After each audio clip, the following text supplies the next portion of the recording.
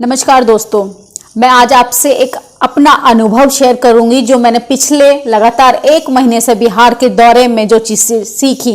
मुझे लगता है मुझे आपके साथ साझा करनी चाहिए वो चीज़ें, शायद आपके जीवन में एक गहरा प्रभाव डालें। जी हाँ, नेशनल दस्तक की पूरी टीम बिहार चुनाव के दौरान लगातार 1 महीने से वो अपने काम पर फोकस किए हुए है, लेकिन हमने एक चीज़ जो हमारी टीम ने ऑब्जर्व की और बाकायदा मैंने खुद अब उसको पर्सनली जीवन में इतने गहराइयों के साथ उसको महसूस किया कि बिहार का जो चित्रण हमें टीवी, टेलीविज़न, अखबारों में और किताबों में जो मिलता है उससे ही बहुत डिफरेंट चीज़ें हमें आज के वर्तमान समय में 21वीं शताब्दी में हमें देखने के लिए मिलती हैं।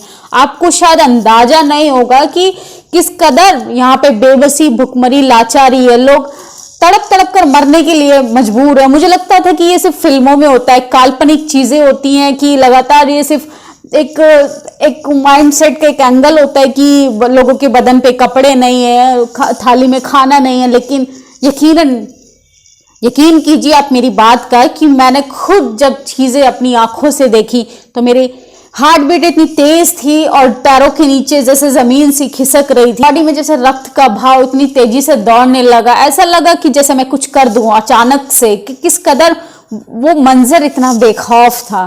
आप ये पिक्चर्स देखिए, ये पिक्चर्स कोई आम पिक्चर्स नहीं है। शायद आपके लिए लगेगा कि ये पिक्चर्स, इसमें सिर्फ नॉर्मल इंसान नजर आएंगे, लेकिन इन इंसानों के पीछे का दर्द शायद आप लोग शायद बहुत कम समझ पाए, शायद वो लोग ही समझ पाए जो इस दर्द से गुजरे हों कभी। जी हाँ, यहाँ पे जो लोगों की आपने ये पिक्चर देखी, मासूम बच्चों की पिक्चर देखी, इनके लिए स्कूल, शिक्षा, एजुकेशन सिस्टम, ब्यूरोक्रेसी की बात तो दूर की बात है।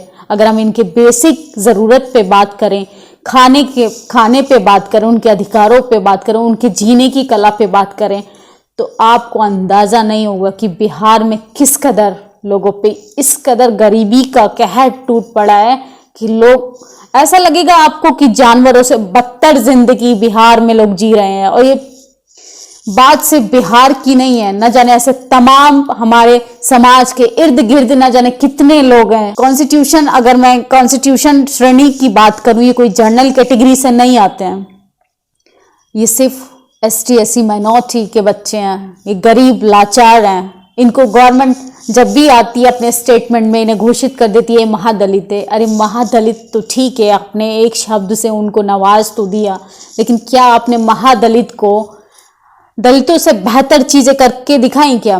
वो आज भी उन्हीं झोपड़पट्टियों में रह रहे हैं, उनके बदन पे आज भी कपड़े नहीं है।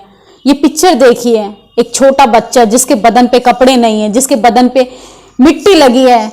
जब मैंने इस बच्चे को देखा तो इतनी विचलित हो गई मैं इस बच्चे को देखकर, लग रहा था कि जैसे ये एक मूवी का एक सेटअप बनाया गया हो। ऐसे रियलिटी में चीजें नहीं होती हैं।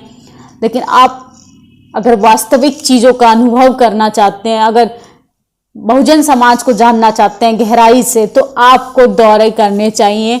आपको बल्कि अपने पर्सनल एक्सपीरियंस के लिए, अपने पर्सनल अनुभव के लिए यात्रा करनी चाहिए। और ऐसे गरीब बच्चों की अगर आप किसी भी प्रकार से मदद कर सकते हैं, जरूरी नहीं है कि आप पैसा, प्रॉपर्टी, सब चीज इनके नाम करो, इनको आप ऐसा मार्ग तो दिखाओ एटलीस्ट कि ये अपने जीवन में एक सही रास्ता चुन पाए, इनकी सोचने समझने की शक्ति बढ़े, क्योंकि व्यक्ति के सोच पे ही उसकी कंडीशन निर्भर करती है।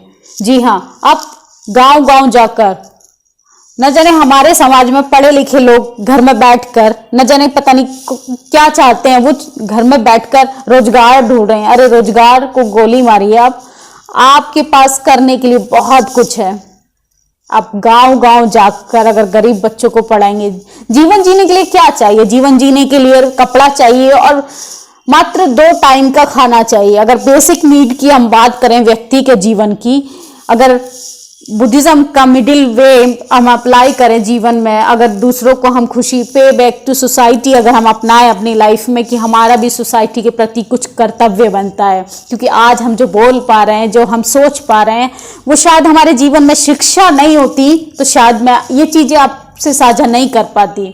ये शायद मैं किसी 4 दीवारी में बैठकर शायद अपने अस्तित्व को खो देती। लेकिन जब आपके पास शिक्षा है तो उसका सही इस्तेमाल कीजिए, गरीब, बेबस, लाचार लोगों को आपसे बहुत उम्मीदें हैं, क्योंकि उनके पास शब्द नहीं है, आपके पास शब्द हैं। शब्दों को ताकत बनाइए और ऐसे लोगों की ताकत बनिए जिनको वाकई में ज़रूरत है। पावर, पोजीशन, सत्ता तो ज़रूरी है, लेकिन वाकई में इन सबसे ज़्यादा इम्पॉर्टेंट है मानवता। अगर किसी व्यक्ति के अंदर मानवता नहीं है तो आप चांद पर भी पहुंच जाएं तो आपका उस पावर पोजीशन का कोई मतलब नहीं रह जाता, जब आपके अंदर की इंसानियत मर चुकी हो। हम नेताओं से उम्मीद नहीं कर सकते, क्योंकि नेता लोग तो निकम्मे हो चुके हैं। उनको राज सत्ता का इस कदर चस्का लग चुका है, उन्हें कोई मतलब नहीं है गरीब, बेबसी, लाचारी से। जो मर रहा है वो मर रहा है। वो अंबानी, अडानी को अमीर बनाने आए हैं। एयरपोर्ट बेच दिया, रेलवे बेच दिया, ना जाने क्या क्या बेचेंगे। उनका बस चले तो व्यक्ति का खून तक बेच दें। और खून तो दूर की बात है, लॉकडाउन की अगर हम बात करें तो पिछले जो लॉकडाउन में कंडीशन जो हुई बहुजन लोगों की, गरीब लोगों की, वो खून बेचना ही एक तरीके से हुआ था। किस कदर रोड पे उनको मरने के लिए छोड़ दिया गया था। सरकार कोई भी हो, बिहार चुनाव में सरकार कोई भी हो, हमें इससे कोई मतलब नहीं है, लेकिन एटलीस्ट जरूरतमंद लोगों को हमारी बेसिक नीड क्या है, हमारी फंडामेंटल राइट्स सिक्योर हैं, हम अपनी बात रख पा रहे हैं कि हमारी ज़रूरत पूरी हो रही है। हमें इस मुद्दे पे कायम रहना चाहिए और हमें सरकार से लगातार सवाल करना चाहिए। मुझे तो एक बात पे बहुत ही लगता है कि एक बात मैं लगातार सोचती हूँ कि जब भी हम मोदी जी से सवाल करते हैं, भक्तों को न जाने कैसी मिर्ची लगती है। मैं भक्तों से एक बात कहना चाहूंगी, मोदी भक्तों से, कि प्रधानमंत्री कोई पर्टिकुलर एक बीजेपी के प्रधानमंत्री नहीं है, वो पूरे देश के प्रधानमंत्री हैं। चाहे किसी व्यक्ति ने उनको वोट दिया हो या ना दिया हो, लेकिन एक प्रधानमंत्री के तौर पे उनका कर्तव्य बनता है कि इस देश का हर एक नागरिक के प्रति उनकी निष्ठा, लगन होनी चाहिए और उसका ख्याल रखना हमारी सरकार की जिम्मेदारी। सरकार को हमने राजभोग का भोगी भोगने के लिए नहीं सत्ता में बिठाया, या उसका मजा लेने के लिए सत्ता में नहीं बिठाया है। सरकार एक नौकरशाही नौकरी होती है जो समाज का, जनता का ध्यान रखती है, उनके अधिकारों पर लगातार काम करती रहती है। लेकिन हमारी सरकार से तो ऐसी उम्मीद नहीं की जा सकती। हो सकता है आपको मेरी बातें बुरी लगें, क्योंकि सच हमेशा कड़वा होता है, लेकिन आप लोगों की क्या प्रतिक्रिया है आप मुझे कमेंट करके जरूर बताएं।